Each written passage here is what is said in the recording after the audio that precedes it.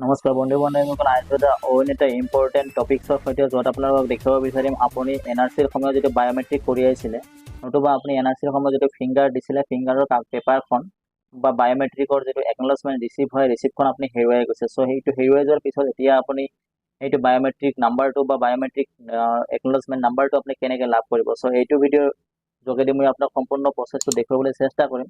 যদি সেই ভিডিঅ'টো এতিয়ালৈকে লাইক এটা কৰা নাই, লাইক এটা কৰি দিয়ক, আৰু যদি চেনেলটোত নতুন হয় চেনেলটো ছাবস্ক্ৰাইব কৰি বেল আইকনটো ক্লিক কৰি ৰাখিব এনেধৰণৰ ইম্পৰ্টেণ্ট এটা অনলাইন ভিডিঅ'খিনি অতি সহজে পাই থাকিবলৈ। তো বলক ভিডিঅ'টো আৰম্ভ কৰিছোঁ। তাৰ কাৰণে আপুনি আপোনাৰ মোবাইল ফোনৰ পৰা কম্পিউটাৰৰ পৰা যিকোনো এটা ব্ৰাউজাৰ অ'পেন কৰি ল'ব। অ'পেন কৰি লৈ পেলাই uidai.gov.in বুলি টাইপ কৰি দিব। uidai.gov.in বুলি টাইপ কৰি দিব। টাইপ কৰি দিয়াৰ লগে লগে এনেকুৱা এটা ইণ্টাৰফেচ দেখিব পাৰিব। যদিহে আপুনি মোবাইলত কৰি আছে, মোবাইলৰ ৰাইট চাইডত এইটো থ্ৰী ডট দেখিব পাৰিছে, থ্ৰী ডটত আপুনি ক্লিক কৰি দিব। ক্লিক কৰি দি পেলাই ইয়াতে ডেস্কটপ চাইট দেখিব পাৰিব। ডেস্কটপ চাইটটো আপুনি ক্লিক কৰি দিব। ডেস্কটপ চাইট ৰাখিবলৈ দিব, তেতিয়াহ'লে আপুনি কম্পিউটাৰৰ দৰে মোবাইলটো ইউজ কৰিব পাৰিব। তাৰপিছত এনেকুৱা এটা ইণ্টাৰফেচ দেখিব পাৰিব। ইয়াতে দেখিব পাৰিছে লেংগুৱেজটো চিলেক্ট কৰিবলৈ কৈছে। আপুনি যিটো ভাষাত কম্ফৰ্টেবল হয় সেইটো ভাষা আপুনি ইয়াত পৰা চিলেক্ট কৰি লৈ ল'ব। মই ইয়াতে ইংলিছটো চিলেক্ট কৰি লৈছোঁ। লগতে বন্ধু বান্ধৱীসকলক জনাব বিচাৰিম, আমাৰ এটা হোৱাটছআপ গ্ৰুপ আছে। যদিহে আপুনি হোৱাটছআপ গ্ৰুপত এতিয়ালৈকে জইন হোৱা নাই, তেতিয়াহ'লে জইন হ'বলৈ ভিডিঅ'ৰ ডিছক্ৰিপশ্যনত লিংক দিয়া আছে। তাতে ক্লিক কৰি পেলাই আপুনি আমাৰ হোৱাটছআপ গ্ৰুপত জইন হ'ব পাৰিব আৰু এনেধৰণৰ ইম্পৰ্টেণ্ট টপিক্সখিনি বা ভিডিঅ'খিনি অতি সহজে পাই থাকিব।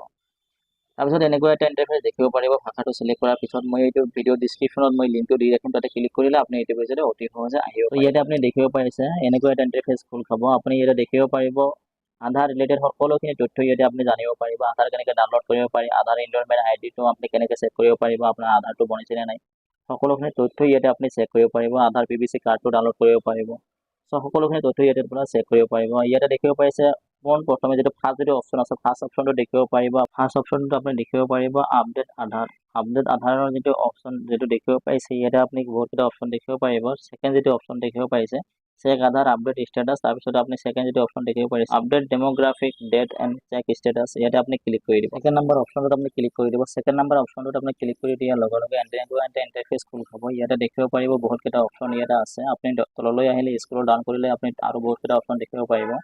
তাৰপিছত ইয়াতে দেখিব পাইছে 3 নম্বৰ যিটো অপশ্যন আছে ৰেট্ৰিভ EID আধাৰ নাম্বাৰ।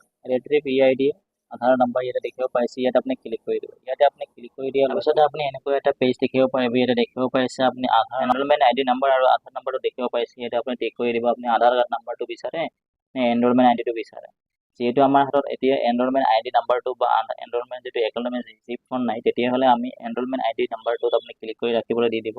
তাৰপিছত ইয়াতে দেখিব পাইছে নেমটো আপুনি চেম টু চেম বহুৱাই দিব। যিটো আপুনি NRCৰ সময়ত যিটো ডকুমেণ্ট ছাবমিট কৰিছিলে, সেইটো ডকুমেণ্টছৰ যেনেকৈ নেমটো আছে তেনেকৈ নেমটো ইয়াতে টাইপ কৰি দিব। আৰু আপুনি জানে যে আপোনাৰ মোবাইল নাম্বাৰটো সেইটো সময়ত কোনটো মোবাইল নাম্বাৰ আছিলে বা যিটো মোবাইল নাম্বাৰ দিছিলে আপুনি যদি কনফাৰ্ম হয়, তেতিয়াহ'লে মোবাইল নাম্বাৰ ইয়াতে টাইপ কৰি দিব। তাৰপিছত ইয়াতে কেপচাটো দেখিব পাইছে, কেপচাটো ফিল কৰি দিব। কেপচাটো ফিল কৰি দি পেলাই ইয়াতে দেখিব পাইছে চেণ্ড OTPত আপুনি ক্লিক কৰি দিব। মই NRCৰ সময়ত মোৰ মাকৰ এনৰলমেণ্ট আইডিটো বনাইছিলোঁ বা এনৰলমেণ্ট কৰি আছিলোঁ, তেতিয়া মোৰ ৰিচিপ্টখন হেৰুৱাই গৈছে। চ' মই ইয়াতে মোৰ মাকৰ নেমটো বহুৱাই দিছোঁ আৰু মোৰ ইয়াতে মোবাইল নাম্বাৰ যিটো আছিলে, মোবাইল নাম্বাৰটো বহুৱাই দি পেলাই কেপচাটো ফিল কৰি OTPত ক্লিক কৰি দিছোঁ। OTPটো আহি গৈছে। তাৰপিছত ইয়াতে OTPটো যিটো হয়, OTPটো লৈ পেলাই ইয়াতে দেখিব পাৰিব তললৈ স্ক্ৰল ডাউন কৰিব। ইয়াতে দেখিব পাইছে OTPটো ইয়াতে বহুৱাই দিব। OTPটো বহুৱাই দি পেলাই ইয়াতে ছাবমিট দেখিব পাৰিছে। ছাবমিটত আপুনি ক্লিক কৰি দিব লাগিব। OTPটো ভালকৈ বহুৱাই দিব। যদিহে আপুনি কপি কৰিছে, তেতিয়াহ'লে OTPটো এবাৰ কাটি পেলাই আকৌ এটা লাষ্ট নাম্বাৰটো বহুৱাই দিব। তাৰপিছত ছাবমিটটো এনেবল হৈ যাব। এনেবল হৈ গ'লে আপুনি ছাবমিটত ক্লিক কৰি দিব। মই ইয়াতে ছাবমিটটো ক্লিক কৰি দিছোঁ। লগতে বন্ধু বান্ধৱীসকলক ৰিকুৱেষ্ট কৰিব বিচাৰিম, যিহেতু চেনেলটো নতুন হয়, চেনেলটো ছাবস্ক্ৰাইব কৰি বেল আইকনটো ক্লিক কৰি ৰাখিব। এনেধৰণৰ ইম্পৰ্টেণ্ট কথা অনলাইন ভিডিঅ'খিনি অতি সহজে পাই থাকিব। তাৰপিছতে ইয়াতে সকলোখিনি ডিটেইলছ ফিল কৰি দি পেলাই মই ছাবমিটত ক্লিক কৰি দিছোঁ। ছাবমিটত ক্লিক কৰি দিয়াৰ লগে লগে এনৰলমেণ্ট আইডিটো ইয়াতে শ্ব' কৰিছে, দেখিছে মোবাইলত SMS যোগে আহি গৈছে। মোৰ যিটো ৰেজিষ্টাৰ মোবাইল নাম্বাৰ আছিলে, মোবাইল নাম্বাৰটোত মোৰ SMS যোগে আহি গৈছে। যিটো ফাৰ্ষ্টৰ পৰা 14 ডিজিটলৈকে আপোনাৰ এনৰলমেণ্ট ID হয়। তাৰপিছৰটো আপোনাৰ ইয়াৰটো হয়, তাৰপিছৰটো আপোনাৰ মান্থ, তাৰপিছৰটো আপোনাৰ ডেটো হয়। ডেট কিমান ডেটত আপুনি বনোৱা নাই। তাৰপিছৰটো আপোনাৰ হ'ব টাইম, তাৰপিছৰটো হ'ব মিনিট, কিমান মিনিটত বনালে। তাৰপিছতো আপুনি দেখিব পাৰিছে লাষ্টৰ যিটো হয়, লাষ্টৰটো হ'ব আপোনাৰ ছেকেণ্ড। চ' কিমানটা এনৰলমেণ্ট ID ইমানখিনি হয়। এইখিনি হ'ল আপোনাৰ ইয়াৰটো, এইখিনি মান্থটো আৰু এইখিনি আপোনাৰ ডেট। এইটো আপোনাৰ কিমানটা বজাত বনালে, এইটো হ'ল ঘণ্টা, এইটো মিনিট আৰু এইটো ছেকেণ্ড। চ' এনেকুৱাকৈ আপুনি আপোনাৰ এনৰলমেণ্ট আইডিটো ফাইণ্ড কৰিব পাৰিব, এনৰলমেণ্ট আইডিটো জানিব পাৰিব। এনৰলমেণ্ট যিটো একনলেজমেণ্ট ৰিচিপ্ট হয়, ৰিচিপ্টখন ডাউনলোড কৰিব নোৱাৰে, কিন্তু এনৰলমেণ্ট নাম্বাৰটো আপুনি জানিব পাৰিলে। চ' আশা কৰিছোঁ ভিডিঅ'টো হৈছে হেল্পফুল।